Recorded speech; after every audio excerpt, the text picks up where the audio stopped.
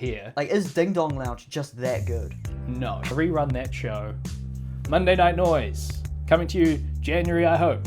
What are you doing here? It's like, shut up. You were in Hamilton just the other day. Yeah, now I followed you back here to see what you do. Don't look so far. Just look at the people that are slightly better than you and be like, okay, there's a bridge between what I'm doing and what they're doing.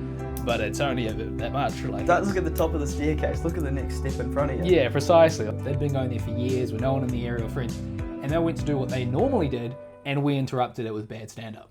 So, welcome to the Out of It podcast. I'm here with Kenneth Cassel. I'll close the door because I'm going to rip some ends in this one. My missus isn't here. No. Stay hard. Nice. One of the more respectable comedians up in Auckland and from the Waikato. Because, like, when you were doing shows out of Rotorua, I'm assuming that involved a ton of driving. Yeah, every set was a minimum hour drive. It's like an hour and 45 minutes. I was just like bouncing between Tauranga, Hamilton. Yeah, Papamoa, Te Awamutu, Cambridge. Yeah. But at the time I was working like a fake job, like was disproportionately high paying, but I just chose my hours. Oh, okay. And as a joke of what I'm about to say right now, which isn't real, it was all under the table. Oh, yeah. Is what I would say if that's that a really were the good case joke. of that. Yeah. But no, I was a tax-paying citizen during all that, so I was just like work whenever I want and then just go do sets whenever I wanted. It was a good summer. That's pretty much what I'm doing now, frankly. Except minus the working part. Frankly, so little work. And so now that you've come to Auckland, it's kind of like, it's almost like people from Auckland are allergic to drive. Yeah, well, we're technically spoiled relatively to other places with how many spots we can do here. Like, is Ding Dong Lounge just that good? No, it's not. It's like, if you're okay, you get enough spots here up in Auckland. Like, I like going out of town because it's like a different crowd. It stops like insulating you to one kind of process of comedy. It's like until you do like, admittedly, I've not done further south than like Rotorua really. Yeah. And I've not done Wellington or anywhere in the South Island. So I'm just the tallest midget amongst the Auckland people when it comes to that sort of like Callum would be the better person to speak to about all that. Oh, No, I like getting out of town. Like there's sets in like South Auckland that people host, and people in the city are like, that's just too far. I'm not doing 40 minutes. Yeah, that's a piss take. What are you talking about? Like, even just at Navara Lounge, I'm so surprised more people don't come down for that. Because every single time they will give you 10 minutes if you want 10 minutes. Yeah, that's what I like about the Bay of Plenty kind of scene is 10 minutes is the standard. Yeah. That being said, not a lot of them can do 10 minutes. No. But like you get 10 minutes. You got the opportunities. Because even at Navara Lounge, they've started handing out $20 for a spot. I've never done Navara Lounge. What? Entirely, because when Navara Lounge started kicking off and I was getting better, is when there was like the split. I was in the heat of it. Between like the last versus Navara Lounge crew. And I had no idea. I was up in Auckland, getting better at comedy. Like, everything was going on down there. Well, even then, I only learnt about that until I went and talked to Joseph Scott. Do you know? Have you met him? Yeah, he's a cool guy. I went and talked to him for 3 hours and he freaked me the fuck out. My God. Yeah, he's an intense dude. just horror story after horror story after horror story. It's like, oh my God. Because I was going out for the information. I was like, I do want to know what has happened in Hamilton comedy-wise. And he told me fucking everything. It's like, I didn't need to know that much. Fucking hell, cunt. Yeah, there's like a disgusting truism that I found in the comedy scene in New Zealand. And that's the comedians that I personally like I find this person funny and their stand-up is funny. Yeah. All of them are like, we got nowhere in 6 years and now we're so jaded and hate it that we are technically really funny, but we don't even do comedy because we hate it so much. Yeah. So it's like the Josiah Days, the Thomas Chapmans, even the Joseph Scotts. It's like they are technically so good at stand-up, they're like, it just sucks. The scene of stand-up has made me so angry at stand-up, I barely do it anymore. Because when I was talking to Joseph, he was saying, like, yes, he was grumpy at the system. Yeah. But it's like the internet's there. Why don't you just forget about him? She'll be right. Go do your own thing. Yeah, like I'm starting to do sketch stuff with Ivan. I made mine. I don't know if you've ever met Ivan. Yeah. But like he's ridiculously good with cameras and he's a cinematographer and videographer. Oh yeah, your trailer for your Monday night. What was it called? Monday Night Noise. Yeah. Yeah, that was funny. Yeah, so I just do the direction for it, and then he knows all the technical aspects, and we're smashing that together. So we're gonna rerun that show. Monday Night Noise coming to you January, I hope. Oh, sick. Gonna rerun that hour, but then just do like a sketch as the promo each time. Instead of, we just do like we filled a room doing man on the street interviews asking people to come to our show. Oh, sick. Like, because I feel like that's half the thing, is that people simply don't know shows are happening. Yeah. People would like to come to shows. They just do not know. Yeah, And obviously paying for Facebook ads is kind of the limp dick attempt of advertising. Yeah, it's even more pernicious than that. Or not pernicious because it's not purposeful, but like I had a friend running a show at Cardboard and I was like, oh, sick, I'll just find out what dad is. I googled like Cardboard in their name. I couldn't find it. Yeah. It's like I'm literally, I know Trying. you, I know where it is, I know everything except for just the time it's happening. Couldn't find it online. Yeah. And I don't know if you have to pay for like better metrics or something, but yeah, we just did man on the street like, hey, what are you doing this Labor Day? And they're like, nothing. Well, the main reason Labor Day is Monday Night Noise. Yeah, fucking knows. And it was all silly, like, but in of itself is something to. Because it's all marketing in of itself. Oh, exactly. And it was a good video too. Like, one of my favourite parts, frankly, was how enthusiastic Ivan was, and then you're standing there like the Downer kid with a sign. Yeah. You can't have two of the same energies on screen, I feel like. We're very auteur about the way we do our waste of time street interviews. Well, I just went down to New Plymouth on Friday for just to try the open mic down there, and there was like a Flight of the Conchords type situation going on. Like Tough Tiger Fist? I haven't seen them, but I would assume Okay. so, yes. Yeah, these two bros with guitars, and then one of them was like serious hard man. Like, okay, we're going to get through this, it's going to be alright. And the other one was like an autistic child running around Yeah, the whole time. And it was good, it was hilarious. And like, they barely played the guitar, and the whole time Dad's sitting there next to me, he's like, I really hope they Your dad don't came act-" with you? Yeah, he was bored, so he's like, fuck it, I'll come for a 6 hour drive there and back. See, that's the Callum Wagstaff minimum. Yeah. Like, I'm going to go do 6 minutes in Cape Reinga. Yeah. So I was grabbing some water. Yeah. Because I got there, and Callum was there, and he's like, what are you doing here? I was like, shut up, you were in Hamilton just the other day. Yeah, now I followed you back here to see what Yeah. you do. And then he's like, man, that's like my trick, what are you talking about? I was like, yeah, soon we're going to be in the same conversations. Yeah. The Callum Flynn show. Yeah, the two psychos that drive a bunch, oh, Callum and Flint, yeah, let's go, I'll take that reputation. Yeah, it's a part of it. You have to travel around. Like, I romanticized it when I used to go down to Hamilton even, just to do last laughs. Because now this is another joke. This isn't real. Like, hypothetically, I used to go down and just do coke on the Friday, straight after the show, then just like party with mates, go for a walk, grab a picnic, do Saturday night, party, and then Sunday morning drive home, and then just do what I was regularly going to do. Legend. That would be awesome if I did that. That's such a good joke. And I was like, yeah, Monday to Friday, like life, do life things. Yeah. Maybe grab a big Wednesday, and then on the weekends it was like, go out of town to do professional comedy to live the party life. It was great. I've never heard of anybody, even Hamilton, having that much fun on the weekend. Yeah, none of the comics come with me to go do it. I had other friends down in Hamilton. Yeah, yeah, exactly. I assumed no other comedians were doing that with you. The rest of them are boring. And I was saying these things on the podcast, like, you know, Auckland comedians allergic to driving, because they are. And then Bobby's like, nah, bro, not me. I'm there all the time. It's like, yeah, you're an exception. And also, you're an engineer with no girlfriend. You got tons of cash. Yeah, he's off in Vegas, or like, he's just done a run of the states. So he went to Skankfest. Yeah. Oh yeah, that's right. I think he's supposed to work. He's coming today, by the way. Oh, to nice. the dojo, just added him in. Yeah, he was telling me the other day, he's like, bro, you should just finish your degree, because then once you get a job, you'll have all this cash and no girlfriend to spend it on. Don't you have a girlfriend? Yeah, I do. But He's just so of the mind. Like, engineering can't have a girlfriend. yeah, you scare them away. But doesn't he work for like a company? I He works don't for, like, know. Yeah, I thought he worked for the, somewhere. I don't actually know. But yeah, I asked him to do a podcast. Bobby G is a. Because I asked him to do a podcast, he's like, yeah, I'd have to have my face covered and my voice altered, blah, blah, blah, blah, blah. Like, I talked to the HR lady, this, that, and the other. It's like, the Don't HR worry. lady is not going to see this. Yeah. A big episode will get 45 views. No one... Bobby G gets too drunk beforehand and he's like, anyway, so there was like a New Zealand G-Bay. The aliens we've got going on, yeah, they thought there was the Taniwha, but actually it was from the moon. Do you see many Sri Lankans? All in Gitmo. Oh my god. Just such a... Just spitting state secrets. It's 11 o'clock, you got a drinking problem? He's not autistic, he's just on PCP. Yeah, that's the style. Because he's always wearing, like, dripped out shit. Like, last time I saw him, he had a white jacket and white jeans on. It's like, Yeah. what is your secondary job, bro? Oh, I caught him at Side Hustle on Thursday, which was a sick show because no one came and showed- sat in. They just... Oh, were you there? No, I texted Chris the other night. I was like, how'd the show go? And he's like, No, shut up. which is a 2 for 2 on that. That's the grassroots of it. Like, no show starts good unless it's like a real big venue getting pushed by people. Yeah. And no one's, other than the main man Kevin Passman, no one's investing in grassroots comedy. Well, what's happening with the rooftop shows? Because they seem to get shit all the time. How do they do that? Do you know? That's just above our move space. You just book it out.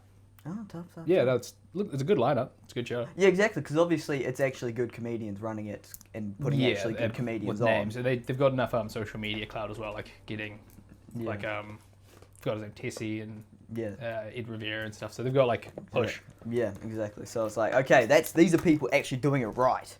Yeah, but then there's also the negative aspect to that for anyone that's not them. It's like, okay, so they've got good marketing, great comedy, good show, great venue, and it's pushed online, and it's going to get, what, like 30, 40 people? Real. Is it not like a...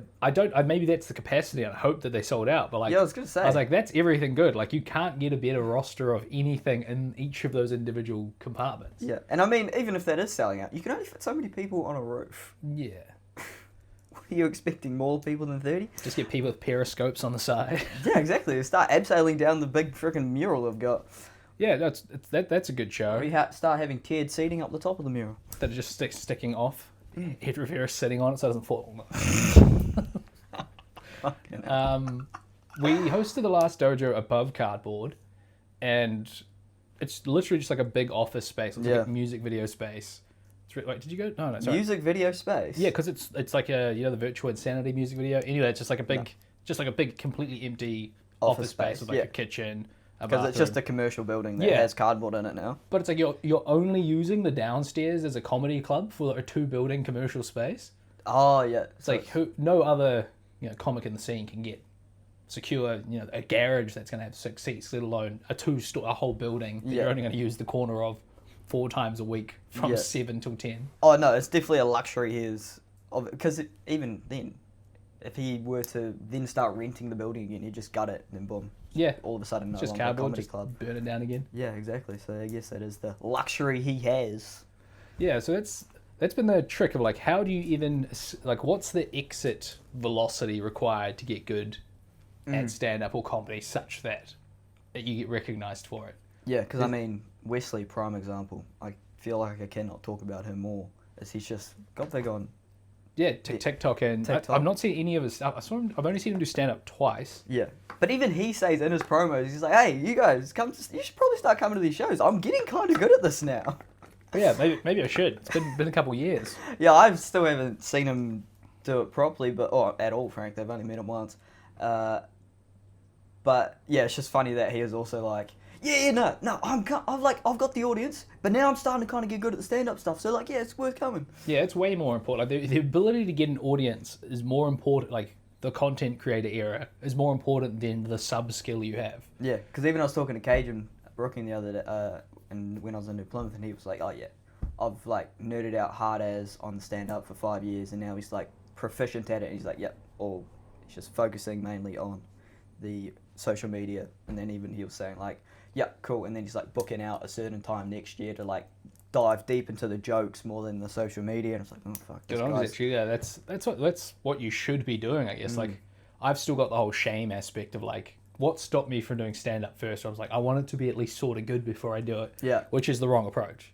Yeah. Just go do it. Do it backwards. Start so bad that you don't like it. Yeah. And then work your way up. Because the person that starts there after a year is going to be better than the guy who's talked about it for a year and then done it. Yes. So, like, Craig and Hamish Webber are just, like, posting TikToks and Reels. Because even one of Craig's last one went absolutely hard. Yeah, and they're not, no offense. They'll tell you themselves. Like, they're not crazy input. They're not, like, new formulas or anything. Yeah. But they're doing it. Exactly. And that's amazing. Yeah, that's why I started this now. Because it's like, I know I'm shit. And I know these are going to be shit. Yeah. Like, half the reason I didn't ask you to do this earlier, because I didn't want to put you through the dog shit terrible ones. Thank you. Respected you too much to have, like... That's... No. Yeah, exactly. We got 4 with him before we left the house. That's why I ran through Hamilton first. I don't respect them. Yeah, the fat girl in high school. Exactly. Got to practice on something. Yeah, exactly that. And so now I feel like this is kind of coming together. It's like, okay, cool, I've made a lot of mistakes. Yeah. And you just keep getting better. Like, I found that to be like a principle, like a first logic series of getting good at anything. It's like you just stop making the most blatant of mistakes. It's like not even that you're good, not even that you do anything good, not even that you do something that's so good that only you can do it. You just stop making mistakes. Like when I play chess to a 1200 level on like FIDE chess, which is like okay. It would be like silver in any online game. Okay. It's just above average. Yeah. But all you have to do is stop making the most basic of mistakes, and immediately you're in the top 10% of players. Yeah. Or like jiu-jitsu, that I also like to do. It's like if you stop making the most basic of mistakes, it jumps you up to that competitive tier. Yeah. And I've probably just used those to supplant anything, but it's the same thing with like stand-up. It's like, have you tried keeping the mic by your mouth? Yeah. Stop Like, looking down. Yeah, like it's don't have a cue at the end of all your jokes. Yeah. And these like real minor things. It's like it just tightens it up. It's not good. It doesn't seem like only you can do it. It's you not finding your voice, but can you do the mechanical aspect of the thing you say you can do? No, because even then, you were I keep telling everyone about this, frankly, what you said is that how you went to watch the fish shows and noticed they weren't perfect. No. And so it's like, oh, you can do an hour of jokes as long as it's bare minimum 1 hour of jokes. They don't have to be the best fucking jokes. And you can still do it. Yeah. It's like putting too much pressure on yourself, but like, oh, I have to be perfect. It's like, no. Just fucking see what happens. Yeah, like were you a fan of comedy before you started doing? Yeah. Comedies? I never thought I could do it. I never thought about doing it. Yeah, like I have the same thing. So like I really liked comedy, really liked stand up. Yeah. And so when I wanted to do it, I wanted to be like good. But then now that took me ages, I regret not starting sooner. But now I've got the same thing with like an hour. It's like, oh, I'm out of it. It's like, no, don't do that. Well, I feel like Just go run an hour. Just go do it. now now I'm really excited to watch someone's shit hour. Not that I'm saying I hope everyone's shit, but it's the same thing, same perspective as when I first started, is when I started going to comedy shows, I went to my first open mic, and it was bad. Yeah. And you put comedians As on opposed to now, they're Mate, Ding Dong watching the Masters. Just as an observer of stand-up, I put comedians on a pedestal. It's like, oh, these people are clearly better than me, or like smarter than me, or like they have something special. But you go to your first open mic and it's terrible. It's like, oh, Yeah, I can do that. bare minimum, I can do that bad. And so it's like, okay, cool. Now I just need to reset that perspective of an hour. Just be like, oh, bare minimum, I can do that okay. Yeah. Not to say that I'm going to hope people do shit, but I'm just like not putting an hour on a pedestal. Yeah, instead of watching like, Shane Gillis's hour and go, God, How am I supposed to do? What I'm doing isn't the first 8 seconds of that. How am I Yeah. supposed to bridge that gap? It's like if, I don't know, is there like a pygmy or Filipino team of basketballers and they're watching like, the prime bulls. They're like, how do we do that? It's like, don't think of that. Just go watch another Filipino team of basketball. Yeah, that's we're not actually your that far. league. Yeah. Yeah. Don't look so far. Just look at the people that are slightly better than you and be like, okay, there's a bridge Yeah. between what I'm doing and what they're doing. But it's only that much. Like, Don't look at the top of the staircase. Look at the next step in front of you. yeah, precisely. Like that stops because like I'm proud and prissy about my like what I do, and even then I truly believe in my heart of hearts it's not that good. Oh, same. Yeah, But it's fucking like, knows. I should everyone should stop being like, dang, this is nowhere near as good as Chappelle's fifth special, and you're like, yes. oh, maybe you should try doing it as good as that guy you do open mics with special. Like, Yeah. how would that play out? Well, even at that comedy rumble the other day that Keegan ran, Gary Dooley blew everyone out of the water, and so I walked away from that. It was like, fuck, how can I be as good as Gary Dooley one day? Yeah, it's a time and a place. Like it's hard to like. I've seen bad people do good per se, Yeah. and good people do bad. Just love the show. You kind of have to rate yourself by like your last 20 performances. Yeah, and then find an aggregate of that. Because even then, it's humbling to go. Like, you go see Keegan open for Mark Norman. He's on fucking fire. That's like peak him. And then I went to a big Wednesday. It was emceeing, and he tried a couple new jokes, and they went a bit poorly. So I was like, that's oh, just the metric of it. exactly. It's like, oh, it's just cool to see someone so good do equally average as you. Yeah, you watch his if you see his last 20 shows, I bet they're insane. But like the troughs are still troughs. Yeah, exactly. Like anytime going to the casino, gambling, you got the highest highs, you got the lowest lows. You don't know what's going to come out that day. So yeah, if you and a rich guy that both lose all your money, there's some solidarity in that. Yeah, percentage-wise, you both lost 100%. Yeah, like I still believe there used to be this notion in my mind that the greatest comic could go to any room and crush. Yeah. And now I don't believe it. Not because to humanize myself or anything, but it's like there are rooms that just people don't like. I believe that people can do better than other people, but there are rooms that are just not into it. not into a certain style. The variation is so huge, and especially if it's not people going like the classic or cardboard are better because they're comedy people going for comedy. Yeah. But if you open mic where people just happened to be, like a really good violinist that starts playing while I'm on the piss in a bar, I'm gonna hate their guts. Fuming. Like I'm like, how dare you bring this shit into my space? It's so painful though, walking into an open mic and you see people eating dinner, and it's like, fuck. We're about to pester these people so badly. Yeah, I found we went to did a mic out Waypoint. Was it Oliver Starkey's gig? And there was like a table of a fella, I was like, maybe like 8-9 people, and clearly they go there every Friday. Like when they walked in, there was like an applause break. Yeah. And they were just the group, so they'd been going there for years with no one in the area or friends, and they went to do what they normally did, and we interrupted it with bad stand up. So like that's our faux pas. No one knew, but it's like, oh no, we bombed in that room. It's like, yes. Yeah. Like one of the last outdoor OBs, absolute peak. It was just a trash guy at the bar that had just finished watching the rugby, and then as the rugby finished, we started it, and he was so trashed and just like mumbling and like sick of our shit. And this was like the first time we met Laura as well. And nice. so nice. And so she's emceeing with the enthusiasm through the fucking roof. And the whole time this old drunk guy is mumbling at her. And she's like, oh, sorry, your accent, I can't understand it. Oh, no, it's like, what is this culture shock, blah, blah, blah, blah. And it's like, don't worry, lady. He's obliterated. Yeah. We can't understand. He's got really bad dry mouth, but he's trying to spit on you. It was painful. Because the whole time she's trying to, like, communicate with him as if she can't understand it. But it's like, after, like, the fourth time, it's like, no. Stop feeling bad. We can't understand it. You're caught in his trap. Yeah. No, he's just trashed. Out of his fucking mind. And we were pestering him. He was there drinking as many beers as possible. A drunk guy in a bar. It's like, is he out of place? Yeah. No, you're the idiot for interrupting him. Literally. She came from another country to interrupt him. Yeah, it's a lot of work. Did I tell you about my great outside OB? Oh, no, let's I don't know if I've told you about this one. When you MC'd? No, it was a different one. Just did a set. Yeah. Wasn't good. Like, no one was doing great. Small crowd. There's like a group of Filipinos. There's like 4 people, and they just owned the restaurants across the road. And everyone's doing pretty average. And about 25 minutes into the show, the room just fills up with the smell of human feces. What? And this guy old fella, maybe 60, had walked into the toilet, sat down on it, fell off between the toilet and the wall, like mushed between the cubicle and the wall, and then shat himself.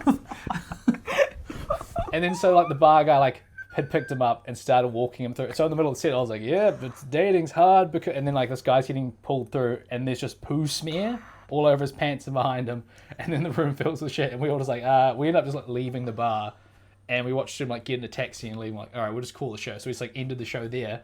And then as we're walking away, like the group chat goes off, and Annie Go, who was supposed to be on the lineup, was in the bar next door. She's like, hey, I just came back and everyone's gone for my set. What's happening? I'm like, oh, sorry, the show's off. Room filled with shit.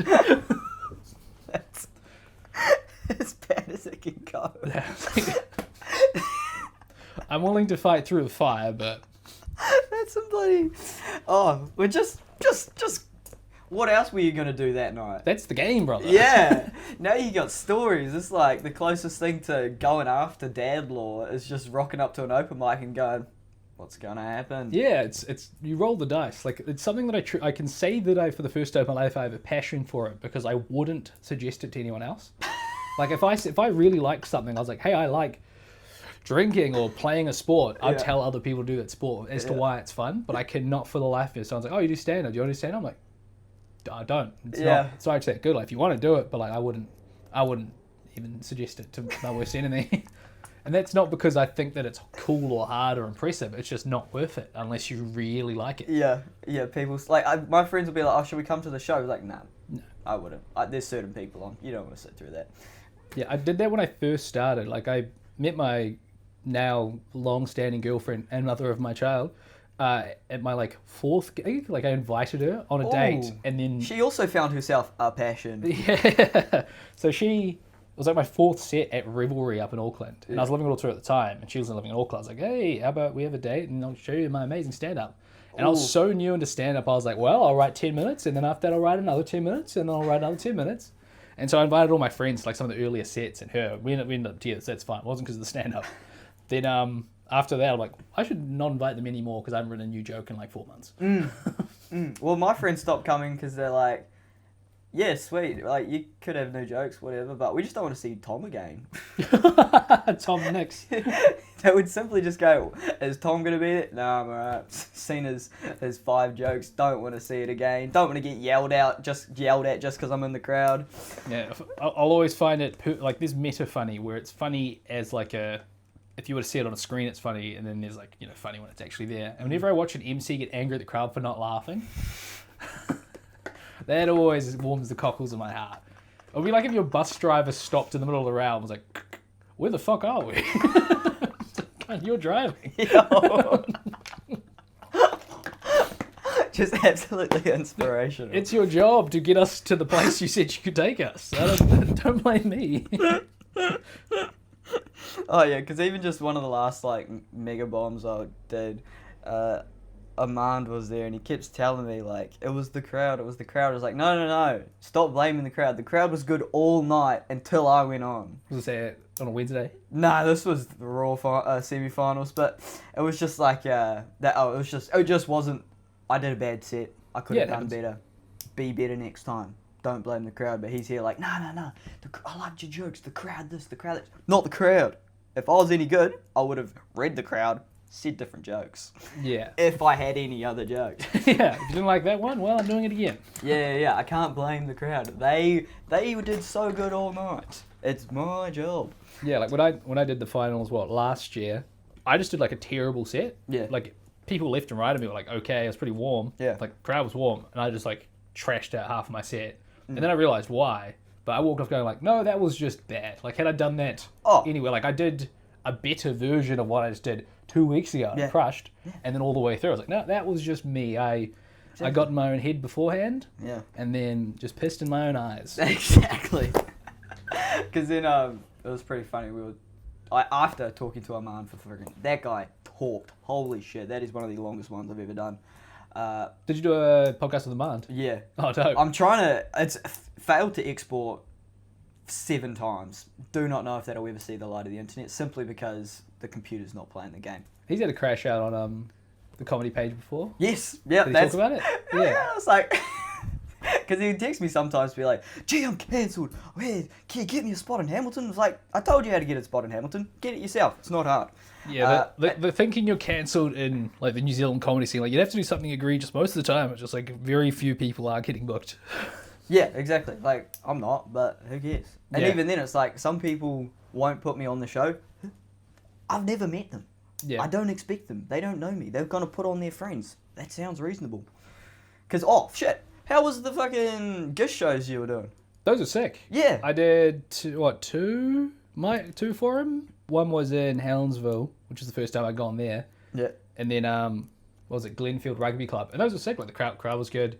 The second one I had technical issues, someone bent the mic, so I just died in the middle of the set. So I just had like riff with the crowd while they brought a new mic on. Oh yeah. Once again, those are just like parts of it. Like stand up, unless it's at its highest peak, is still like a mechanically spurious situation. Yeah. Like there are going to be technical issues, feedback, parts of the audience can't hear. You're in a sports bar, it's not acoustic. Like that's just how it goes. Yeah. Like most sports, rugby, tennis, like there is an approved court field that you'll be on where the variation between really good and really bad is real small. But here you can do the back of a bar whilst the pokey noises are drowning you out, or you can do. You could be in a park. Yeah, it's just going to happen that way. So the Gish thing that was fun. Gish is such a professional. Real. He's so like he's ridiculously good at music. He's got a set, he changes a set every time. He's probably got about 4 hours of material and he just like splices up an hour that he wants to do all the time. Shit, what a like he's a consummate professional. He's stoned in his car with his 3 dogs before he goes. Not the dogs in the car defending Gish. Because isn't he living out of like a caravan while he's on tour? Yeah, sick. But he's like so mechanically good and funny. Like he's like a showman, like a true. Like some people, like there's a guy named Giuseppe. I forgot his last name. May even be saying his name wrong. He's like an Australian clowner. Yeah. So I'm gonna tell you. Oh, that guy. Yeah. Yeah. Who like he's just a showman. Like he could just put on a performance. I mean, he was at Revelry one night and going absolutely apeshit on it. Everyone was lapping it up. Yeah, at Revelry. It's just the show. Like it's a different skill set being a showman than being a stand-up. You can do both. You can do neither. You can do some more of others. But just the pure showmanship. Like Gish just did some covers that weren't like comedy songs, but it's just like technical prowess, his crowd capture. It's nuts. Yeah, because even Dad was like, yeah, one night we were at the Narrawaki Soccer Club to see a show. Kiwi's finest. Yeah, exactly. And he's like, it was Andrew, Clay, and Gish, and some other people. And he's like, yeah, fucking like the only one he could actually remember was Gish, but he was like telling me this ages ago, like when I first started getting interested in it. He's like, fuck, what's the guy's name? What's the guy's name? Gish. Gee, where the fuck's Gish? You need to Google Gish. Yeah, I remember being in like intermediate when he popped off. Mm. You would have been like 2 or something. Oh yeah, probably, yeah. Yeah. Exactly, because Back when like YouTube was like OG you used YouTube. to like pause it and wait for it to catch up to buffering, and used to play it in like segments if you didn't have fast enough internet. Because like his like the transitions on his videos were like the stock ones on some like basic ass Yeah, like video Microsoft, editor. like Windows Movie Maker. yeah. Yeah, some shit like that. I was watching them like last year, and then all of a sudden he's like, "Oh, I'm on tour again." After how old am I? 20 years. Yeah. I was like, "Oh wow, that's crazy." And then I told Dad last night, "Gee, Gish was in Raglan." He's like, "What? How am I not in Raglan right now? What the fuck? I need to go see that shit again." Yeah, I saw that he was out East Auckland last night, but I saw the post to go open for him once I was already in bed at like 11 o'clock. Oh, Otherwise, I would have gone to try baseball slide that spot. yeah, oh, shit. Yeah, That shout out was- Andrew Wilson. Pays his acts. Andrew Wilson, who's that? Is that the white guy who's got opening for him? Anthony? God. Anthony or Andrew. Now I feel bad shouting you out. It's either Anthony or Andrew. There's the Gish and the white guy. Yeah, but he pays on the night. He tells you when you need to perform. He tells you your time. He manages it all. Real good producer. Because there seems to be tons of openers when you were doing it, at least. Yeah, it's just me. Shady. Or Shady. No, not on Shady that was one. MC. Oh, yeah. And this ginger guitarist guy with dreads from the States. Oh, is that not the guy who you were talking about? Something Firebrand is his last name. Oh, yeah. He looks like he smashes hippies. Legend. It's like there's like an archetype of those people that live in their best life. We just were in like the South Island and driving through all the small hippie towns and shit. Yeah. And like Greymouth and Westport and Being like a living super spreader. yeah, might as well have been, but shit, the people there have got their own thing going on. Like to live in Greymouth, I don't know. If you're ever low on self-esteem and feel bad about it, go to Greymouth. I've never felt like a supermodel in my life. Go to Greymouth. Greymouth 10 Yeah, easily. maybe I should. I've been down on myself recently. I was in just like Ponsonby for a gig, Oh, and I was watching just like professional people go about their life before. But I'm like, am I just the fucking ugliest man on earth? yeah, no, exactly Caught that. myself in like a reflection of like a window front. I'm like, oh god, there's like a ghoul amongst these people. You will not think that in Greymouth. Me and Dad spent 40 minutes in the Greymouth car park just eating, and And we got sucked off twice. the hardest place to be a pervert ever. Nothing worth pervert on at all. Like I don't want to be negative about it, but It's the ugliest place. they in a kept good way. proving me right. Just car would come in, people walking in and out of their cars, out of the shops, just like, oh shit, look this way. Ah, fuck. What am I supposed to do? Lie to myself? Yeah, it's like, oh, I can't think of a saying, but God, it was just when science is right. Holy shit! As a man of science, you can't argue with the proof. Holy shit! Yeah, it's like the general idea is that if someone's hot enough, they'll like hot people are generally successful, and if you're like in a bad area and you get hot enough, you'll be able to leave there. So you'll be like see someone from an African nation, and it'll be like, oh wow, they must all be beautiful, and then you Yeah. Google their home country, and you're like, oh god. Yeah. You're right. The ones that leave for a reason. Yeah, like a. I had the inverse thing where me and the lady went to Vanuatu and we met this like Australian family. I was just a mother and daughter. The mother had a story where she was like, "Oh, there was a tax issue with this pharmaceuticals company that I was working for, and so I couldn't renew my visa." She was originally from like South Africa, and she's like, "So I had to leave Australia." And like that was like akin to a story. I'm like, you were on the run. Like you've done something very naughty. Like. You paid for our dinner, so I love you. And you're just out on the beach with your daughter. But you did something very naughty. I can tell there's no way you went from like pharmaceutical person to I have to be in like some Pacific island for a few days at a time. And I can pay for your dinner. Like it's no stress on me. I'm like, yeah, that's... So she's amazing. Anyway, while I was in Vanuatu, she's like, oh, wow, we're all like the Māori people as athletic as you are. I'm like, I am on the bottom of that. I'm like normal curve. I'm actually small for what you're yeah, I'm thinking. half white. I've been stunted. Yeah, the All Blacks are smaller on screen. If you meet them, it's insane. Because, fuck, I forgot what I was going to say, but yeah, absolutely. Because Have you been like abroad much? No, just Australia and Pacific Islands. Because my friend went to Vanuatu and he had the same feeling that I had when I went away, and he came back and he's like surprised to see white people. Yeah. Because there's none in Vanuatu. No, they're like 8% of the population of Nivan. There's it became a big bubble burst place after the Bitcoin kind of explosion because it's also a tax haven. Vanuatu. So there are places Hence the dodgy lady. Yeah, so it looks like a lot of the roads are broken. Every corner is a tire shop because everyone smashes their wheels. The markets are a bit dysfunctional. Like, it runs on island time. Yeah. No, it's an island. So I'm not denigrating it. It's just the nature of a small island. There's no building over four stories tall because every 18 months there's a monsoon. There's a cyclone that comes through. So if anything takes longer than 2 years, it'll just get destroyed. Yeah. So you go in like the middle of the city of the capital and you look up and say, there it is. And it's like a 4-story building. So that's the biggest building. But there's also giant walled off resort areas. Yeah. And so what's behind there? It's like, just like Bitcoin millionaires. It's like a tax haven. And currently they have the government's super corrupt. Anywhere that you go in Port Vila, which is the capital, and anywhere that's picturesque, you'll be able to look on the biggest hill and there's just like this giant villa. Like, it looks like a coliseum surrounded by larger houses. Yeah. And the government, like the king pretty much, lives there. The MP lives there. And it's so corrupt because they just let Chinese workers get instant Vanuatu visas at a price. So they're pretty much like, their job is just selling visas for rich people to come over and buy it. Yeah. So you can just buy citizenship and a passport to go live in Vanuatu if you pay like X amount of dollars. Yeah. And the money goes straight to the head politician. And that's it. Chilling. Jeez, well, that was not what I was expecting when I asked about Vanuatu. Fucking hell. Nice spot, though. Yeah, because I was just thinking, big group of people, not the same people we Under have the here. sea.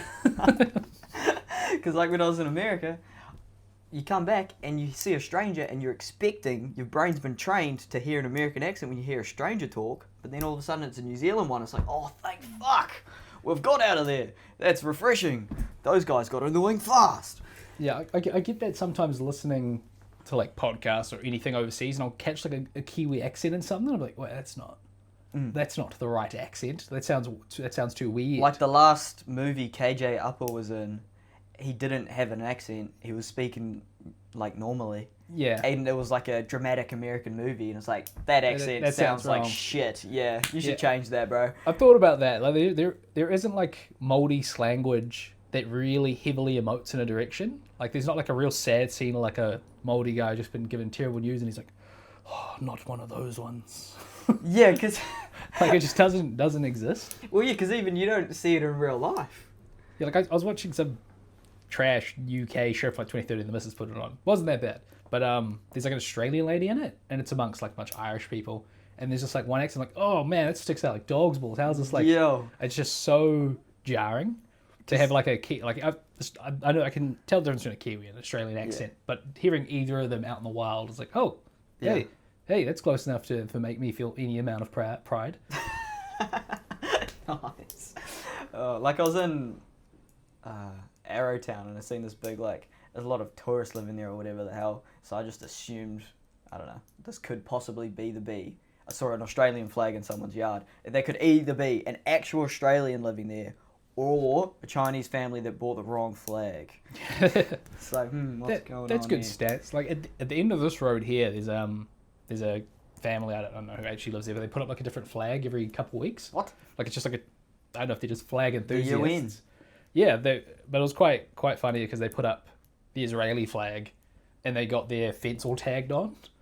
But it's like every week they just put up a different flag. It just happened to be Israel's week. Yeah, and so they got like the tagged, and then it was like the Grinch flag with like an X through the Grinch. So that's how serious they take that. And then the next flag was the Palestinian flag, and it just got trashed again. It's like, it's sad. I feel bad if it's like we just have 40 flags and 2 of them were just not popular. We just like putting them up. We just flags. They bagged me for the Israel flag. Why didn't they come fix my fence when I put up Palestine? Fucking hell. When you come to shows, you always seem very last minute. Well, open mics at least. You're very last minute with organising your sets. Yeah. You seem to be scribbling together. Not a lot of structure going on right before your set, by the looks of it. How are you actually writing your jokes? If I'm getting paid, then I'll have 90 to 100% of it already down. Yes. Yeah. I might have like a few different things that I want to do in between moments. Yeah. But if it's an open mic, like I'll just like the difficult part of a good set for me right now is composition. It's not necessarily that the joke's hit or not.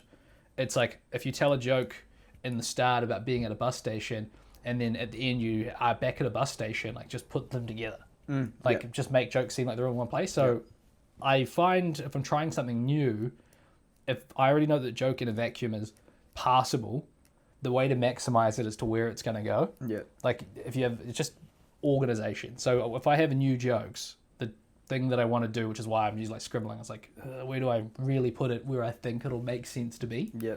So that's usually why. Plus, because it's not as black and white as bus station. yeah, like it's, or you can like thumb the scales a bit to turn it like, oh, instead of a real story that happened in a restaurant, maybe now it happened at a family barbecue because I've got family barbecue jokes. Yes. You So can always just change those not very necessary nouns to be like, yeah, cool, now it's restaurant, now it's barbecue, fucking who cares? yeah, and Story like still sticks. it's not like a holier than thou or like punch like a I'm so good and other people so bad, but I'm like 5'1" in the midget community sort of deal again. It's like if you can solve so many of your, instead of seeming like a joke teller telling a bunch of disconnected jokes, if you just have them occur in one place, like I saw some fellas down in Hamilton, they were just kind of telling jokes. I could tell they wrote by like, they were just doom scrolling and saw different headlines and then wrote like a Weekend Update style joke on that. Yeah. But then they seemed so disconnected and just like kind of jarring. Yeah. All they had to do was go, I spend too much time on my phone and then just use that as a premise for each of them, and it would have just put it in one place. Yeah. So like when I'm scattering stuff, it's usually if I'm really trying new stuff, like really new stuff, I try to throw it out as just open as I can. Like I'll open with it just so I can seem like, does this even float at all? Yeah, without momentum. Yeah, and then it's a case of putting it where it needs to go. Yeah, and so when you're writing these jokes, is it like you've got a random, like you'll come up, think of something during the middle of the day, you write it down on your phone, come back to a later situation, or you're like sitting down and really just writing for the rubbish bin, and you just got a million pages of absolute dog shit, and maybe there's a diamond in the rough. Yeah, I try to do a bit of both, where like I'll think of something that would be funny, and I'll just write down the premise, not like verbatim or anything, and then when I'm actually doing concerted time to get work done, I'll sit down and try to finish it. Yeah. But I do go to like the Louis C.K. school, like the bad ideas and the good ideas come from the same place. Oh, yeah. So you just need to get it out and like... So, you know, because you say the Louis C.K. thing, and like straight away you think, oh, try just talking on stage. Yeah, so I just jack off while I'm writing. I don't know.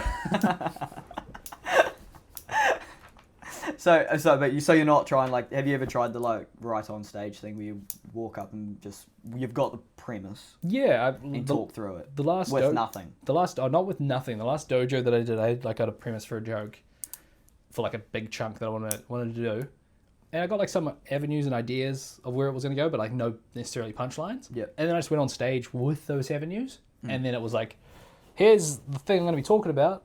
Here's an idea of it. Then like I try to land something that'll be funny. Yeah. Oh, what other's idea for it? Try to land something funny, and then I just like prune the ones that don't work or no, and then I just keep the ones that do, and then I try again. Because you're trying this at like a terrible open mic? Because at a terrible I did this on Big Wednesday. So yeah, it was that's like, what I thought. It was pretty, like, once again, for the first time ever, I did a open mic that was so bad as I was watching it that I was on like first on the second half. Yeah. And I just like, I'm just gonna leave, and just told the person running, I'm like, I'm just gonna go. Because like, there's a point where if you bring up 10 new jokes to like a dead crowd, you'll lose confidence in those jokes because you're not getting feedback. Yeah. It's not even if they're good or bad, just like without anything. Like if you're like, hey, I was with a kangaroo wearing a sweater, I called him a woolly jumper, and you hear nothing, relevant to how good that joke is, which it is really good, you're not going to know, and then you'll lose confidence. You don't want to say the same joke again to nothing. Yeah. Like I'd rather get boos than nothing. Because it's feedback. Yeah, I'm wasting time if I get nothing. And then you could be like, why did this annoy them so much they had to boo? Yeah. Or if I was real good, I'd just be like, no, that's a good joke. They were booing me because something else. They were racist. Yeah, that's my go-to. I should change, like, there's the Indians that change their name to sound more English when they come over to New Zealand to try and get jobs. Yeah, but then there's also the Indian comedians that put on an accent to tell jokes on stage. Yeah, what's his name in CJ's? Oh my god. Yeah, there's Jason Chand. Yeah, Jason Chand. Oh, Jashin Chandra Hassan. Oh, no. Yeah, except he turns off the accent halfway through. There's another fella in Tauranga that does the same thing, except he keeps it going the entire set. He just has a fake Indian accent. Yeah, like his name's Sid. I can't remember his last name, but... Siddharth? I don't know. It's Fuck about knows. probably, to be honest. Yeah, probably. I don't know. No, but I've thought of change. Just like I'll just have a more moldy name, so on a lineup my name looks more moldy. Yeah. Because Then you could probably get a bigger pop too. yeah, just like I'll change like Kenochi or something. Yeah. Because I've had MCs that were on stage like saw the lineup like didn't know us too well. We're like, oh, we've got a really white lineup tonight. I'm like, what the fuck? I'm right here, bro. Yeah, I'm the genuine Maori article. Where's my Waitangi Day hour? Because there's like because obviously once a Māori name kind of gets too long, you just get turned into a letter. Yeah. Like there's a guy, a comedian from Fielding, that was on that Bitter and Twisted show. Have you seen those fellas on the internet? No. Oh, okay. Either way, he from Fielding. This guy just started stand up this year, and he's like, "Fuck it, looks like I'm organizing a tour," and he did. Good on him. And it was fucking one of the funnest shows ever. Oh, was it oh my god, Richie, that group that do the Bitter and Twisted? Oh no, they do Brown. No, they did the Brown shows. Yeah, it's something else. no. This guy's name's Matt McNellis, and like Cajun Brooking Yeah. would do shows with them and Manish and shit like that. And so either way, there's this Māori guy. His name's like, I think it's like, like Te Rangi Hayato or something. yes, Te Wahita Kino it's, what's Ivari the mountain called? The super long one? Tongariro. It's like something like Tongariro or something like that. Just goes by T. Yeah, exactly. Yep. He's like, I'm T. Yeah. I had a lady that was like I think she was a tourist and she was looking for K Road. And she was on the bus and she's like, okay, K Road, that's easy to remember. I was like, and up next, Karanga Hapu. And she's like, it must have been the next one. Stay on the bus. Exactly. And just the amount of fellas from living in Narrawhia and it being at primary school was like, oh yeah, that's T, that's W, that's friggin'... Yeah, I get it. It saves time. Yeah. But also, it's a name, brother. Like, surely you want someone to call you by your name. Yeah, that's like Scott from the classics. Like, you should go by Ken Cassel. It's cleaner. It looks better on... It'll look better on a poster. No, but it's not my name. Yeah, no, Ken's the guy that works at the office that you don't ask about where he spent like 6 years. Yeah. He was in prison for touching kids. Like, I could do that, like, call myself Finn. That would save so much fucking time if my As name opposed was to Flynn? Yeah. Yeah. Or, like, Flint. For some reason, I get Flint every fucking time. And just tell them, don't worry. My friend's called Finn. They never get called Flynn. Yeah, Fucking seems hell. to only go. No, my son's also named Bort. That's the line from The Simpsons. I have no fucking clue. But yeah. Boomer comedy. You know? Yeah. Well, I keep talking to people as well, and they're like, "Oh, remember pulp comedy, blah blah blah blah blah." And I was like, "What the fuck is that?" Yeah, no, I never watched it. Like, I didn't see any real New Zealand comedy except for Gish, and even then, not much of it. And then that video of Mike King on coke trying to punch that reporter in the head. Two of the funniest pieces of New Zealand media ever. Well, even yesterday I was. I'm Flight of the Conchords. Oh yeah, because I didn't even know what that was until like this year. My friends at university were like, "Oh, you haven't seen Flight of the Conchords? Fucking Yeah, check out this shit." they are actually good. I don't know if you can repeat that. We got like Tough Tiger Fist. I'm still at the school. I don't really like comedy and music together. I'm more of a purist. I like comedy in other forms, but not when you're mixing like the drummer comedian. I'll probably not be a fan of. even Oh if he's yeah, good that's at both. satisfying. That is just simply satisfying. The drummer guy. Yeah. Fuck it. That's a dead thread that I was thinking. I was like, hey, there's a show with that. That was gonna be my whole thought. Legend. Yeah, sometimes it's like, usually I'm more prepared than this. I've got a couple questions in my brain. I haven't written them down, so fucking just, am I going to remember them?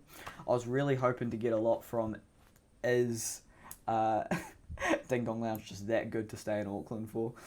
Ding Dong Lounge is its own little It's little its thing. ecosystem. Yeah, because you can get good, you can get bad crowds. Gary Dooley's going to do 15 minutes up top and 10 minutes in between every act. Yeah. But it's... Because even he was saying that this week there was a crowd. He's like, brother, I don't know what to do with myself. Yeah, if it's bad, you got to kind of sit in the bad, in a way. Like, it's Ding Dong. Like, don't even consider it a mic, consider it doing Ding Dong. Yeah, it's Like, its own skill. It's the only place that I'll go out with my notebook with just like 11 ideas. Yes. Just like, is this anything? Yeah. Like, And it's such a high stage. You feel like you're really on a pedestal. yeah. Like, I'll never use it as stage to use it here, but it's like a true story. It's like a couple years back, because I don't smoke or anything, but I got given edibles for like the second time in my life. Yeah. And so I had those and I downloaded the newest fucking Planet of the Apes movie. Yeah. And I watched it. I like torrented it. So it's just like a real pretty shitty version of Planet of the Apes. And I was watching it and the whole time they're like, talking to each other in ape. And like, I was like, wow, you have to like understand the emotions between the monkeys in order to see what's going on. Like, I felt like real connected to this movie. This is great. Turns out it didn't come with subtitles. So there's actually subtitles that tell you everything. But the whole time I was like, wow, this is so interpretive. This is like artsy that you have no idea what these monkeys are saying throughout the whole movie.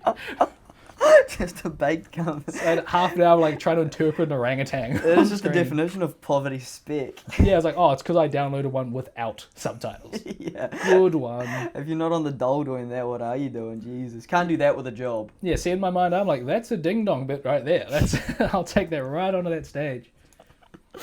I just feel I don't even know how people go down there. The first time I went there, it wasn't for a comedy show. I was staying at the hotel on that block. The opposite one? Like literally on that block. And I walked around the corner to go to the Japanese supermarket thing. I was like, what the hell are these scary ass stairs going on here? That seems interesting. We should go down there later. To hell. Huh? Yeah. Well, I didn't think that initially. And then later that night, we were like actually going out and stuff. And I've never seen more scary heavy metal lesbians in my life. I was like, I'm not going down there. It's scary. What the fuck? Yeah, punk's very queer now. I watched punk in my lifetime go from very cool to not cool to very not cool. Oh, really? Yeah, Because no. Jesse, I tell him, like, Ding Dong Lounge, terrifying. He's like, fuck, I used to live in Auckland. Ding Dong Lounge goes hard, yeah. It's like, Yeah, it's scary. I used to be like a scream vocalist. I used to love the scene of it all. Yeah, and also hardly big. But now it's, I don't know, it seems like no one's actually any good at music anymore. It's just about wearing like a bad bomber jacket and having dog shit tattoos. Well, the venue in New Plymouth, it's like a rock venue, heavy metal shit, like punky stuff. And so all the comedians there are just musicians that are trying it. And this one guy, Patrick, he had some jokes up his sleeve, but his name is Patrick and he's got a pink mohawk. So he just looks like Patrick Star. Yeah. It's all dripped out and he's got like three guys down there all had jokes simply about kinks. Like, don't kink shame me, I'm this kink community. And it's like, what have I brought myself to? Yeah, it's like the playbook, like the open mic playbook for this. It's like, so yes, I have depression. I was like, I get it. Let's have it start at the joke. Like, yeah, you are what you look like. Okay, cool, we figured that out. Well, like I'll always have a soft spot for Ding Dong for when I tanked the show. Well, technically it wasn't me, but it was straight after my set where the open mic got pulled. Have I told you about this? No. Talked about it before? Oh, fuck, what happened before? 2023? I went up and did a set. So beforehand, I think Manish was running it at the time.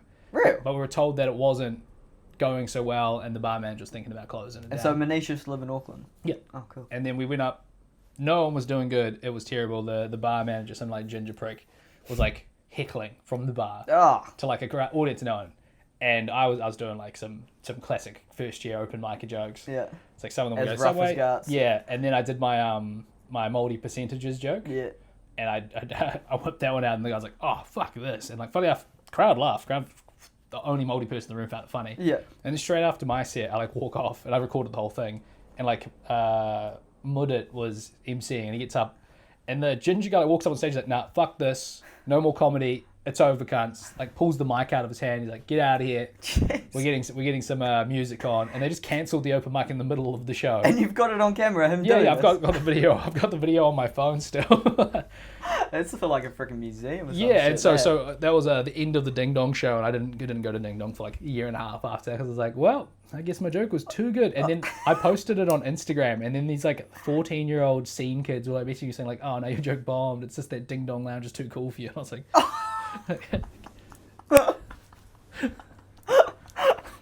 was like, "You're 5 foot, like 100 pounds. Yeah, bro. I would eat you and not make my protein goal that day." What a grim spot. Yeah, so then it was like my joke was dark, but like I didn't care. I was like I'd used it all over the country. Yeah. And so it was just like a bunch of scene people going in my DMs saying like, "Oh, you're dragging Ding Dong for this." I'm like, wasn't your bar known for like spiking drinks for like 8 months? Like, like don't you guys just dye your hair to try to change your identity because you're sexual predators? It's like, "Oh, you're dead naming me. Did you transition?" "No, I changed my name because of the crimes." Yeah, didn't name me another male name. That's suspicious. Yeah. Fucking hell. Oh my fucking god.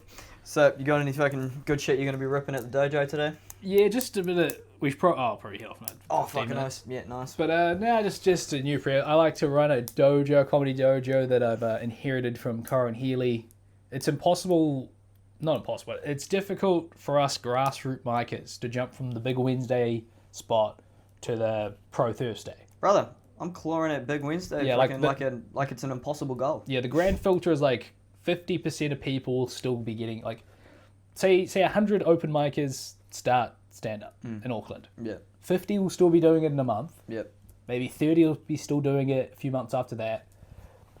Maybe half will make it out of the Raw Saturday show after 6 months to a year, assuming that you don't make it through like Raw finals. Yeah. And then of that, maybe 5 will make it onto Bigger Wednesday, and that could be after a year. Yeah. The jump from there to Thursday is huge, and I don't know what does it. I think you do have to be good, you have to be recognised. Like, I'm not saying it's an impossible thing, but to get stage time, to have a set better than a Big Wednesday set, is so hard. Yeah, this seems like an industry ladder you're explaining here. Yeah, so that's the most technical class, because then once you're doing Thursdays, Fridays, Saturdays, TV people see you, people that actually go out to watch good comedy go on that night that don't like open mic, they only want to see good stuff. Yeah. Fair enough, it's a different branch of comedy. Absolutely. I cannot believe people watch open mics. Jeez, they are the true heroes. They should all have purple hearts. So you will not be seen by people that appreciate comedy until you are running your own show and they're coming for you, or they're going on one of those nights.